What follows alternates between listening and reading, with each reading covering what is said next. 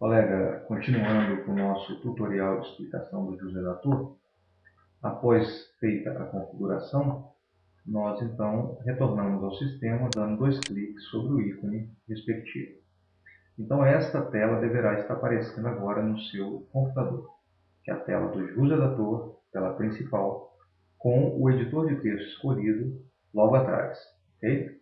O jus redator sempre se sobrepõe ao editor de texto. Logicamente, poderá ser minimizado a qualquer momento, okay? E restaurado ao seu tamanho natural.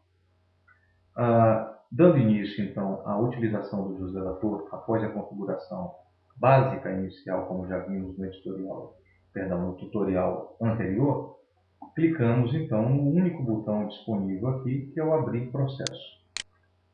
Aparecerá, então, um campo logo acima, onde será necessária a inserção do número do nosso processo. Criando um processo fictício, eu vou colocar o processo 3001 de 2009. Okay? Veja que estes números que identificam a vara, a região e a espécie do processo neste momento, né, eles estão preenchidos porque eu já fiz uma sentença anterior. E o sistema guarda essa numeração. Okay? Então ele identifica a quarta vara da 10ª região. E no caso aqui a quarta vara de Brasília, que é o código 004. Cada região tem sua vara com seu código. Colocado o número e o ano do processo, só de mudar deste campo para outro, para a edição, ele já faz o cálculo final do último dígito. Ok? Então 3001-2009, o último dígito 3. Certo? Quando eu clicar aqui em localizar, ele vai me dar uma única opção, que com este número eu só posso criar uma nova sentença. Ok? Por exemplo, eu vou colocar um outro número, e clico aqui em localizar, mudei de campo, né? E ele já fez o recálculo dos demais dígitos. E eu clico em localizar e ele me mostra o quê? Ele me mostra que aqui eu tenho 3 opções. Criar uma nova sentença, editar a sentença 01 ou editar a sentença 02. É importante assinalar que o jus redator ele não sobrescreverá nenhum arquivo. A cada arquivo criado, ele vai colocando este nome, que é o número do processo, seguido do 01, 02, 03, 04 e assim sucessivamente. Ele faz com que não seja possível sobrescrever um arquivo anterior. Então, aqui no caso, eu tenho 2 sentenças feitas, possivelmente a sentença de conhecimento e, em seguida, os embargos de declaração. Ok? Muito bem, vou retornar para aquele nosso processo 3001 de 2009. Ao clicar aqui em 2009, ele já recalcula e eu clico em localizar e ele volta que a única opção que eu tenho é de criar uma sentença nova. Eu vou então clico nesse botão aqui embaixo que é criar, editar sentença. Ok? Muito bem. Aqui nós temos então o aparecimento primeiro de todos os demais botões, perfeito?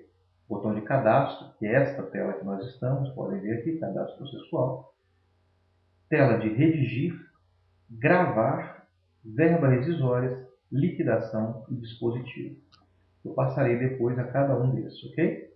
Então, nós temos então esta tela onde deverão ser inseridos informações básicas para que nós possamos começar a criar nossa sentença. A primeira delas é a data do ajuizamento da ação, que por ser uma sentença fictícia, eu vou colocar então 2 de março de 2009.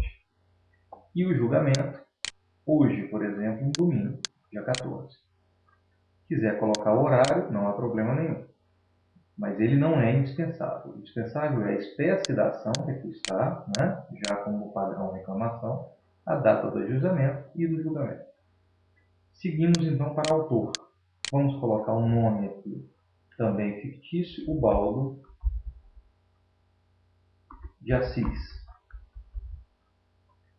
Veja que aqui embaixo nós temos o patrono da ação, o advogado, onde será possível colocar o número de sua AB.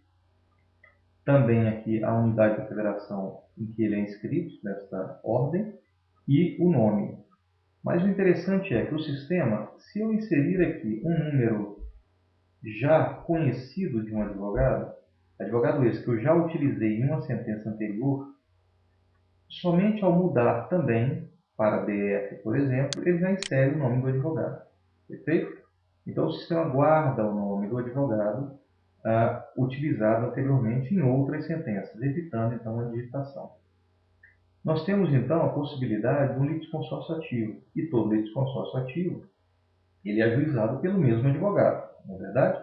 Então todos aqui os reclamantes por um único advogado.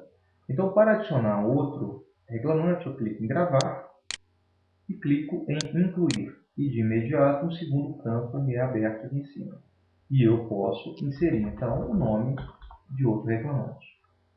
Aqui no caso eu vou cancelar para mantermos só um reclamante. E clicando aqui em réu, nós temos então uma tela um pouco diferente. Nós temos uma tela em que o nome da parte é seguido pelo número do OAB e do advogado. Perfeito?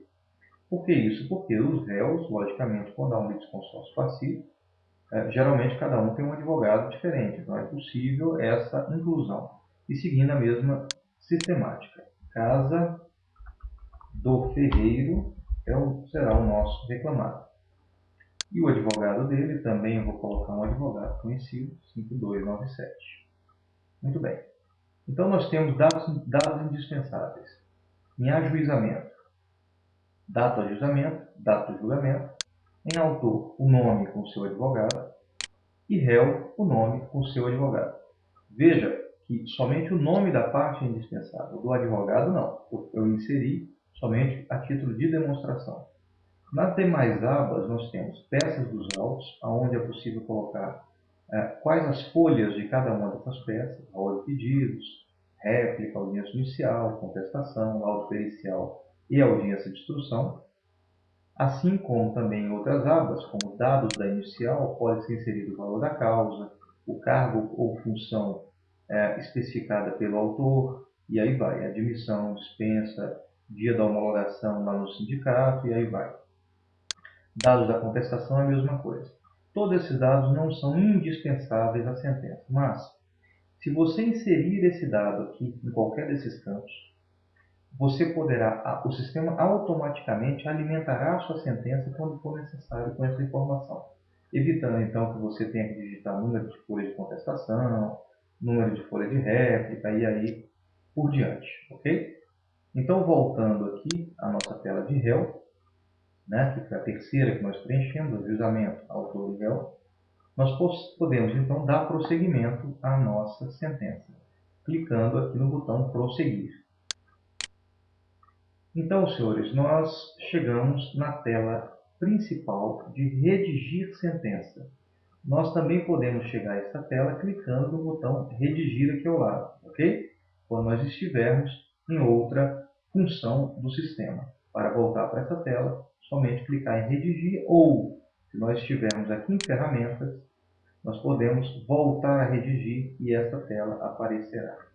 Ok? Então esta é a explicação básica de como nós podemos iniciar a edição de uma nova sentença utilizando o Jus Redator. No tutorial seguinte, e eu peço desculpas pela quantidade de tutoriais, mas a intenção é criar cada um de curto período, para que seja mais fácil a visualização. Logo mais disponibilizaremos o outro tutorial. Muito obrigado.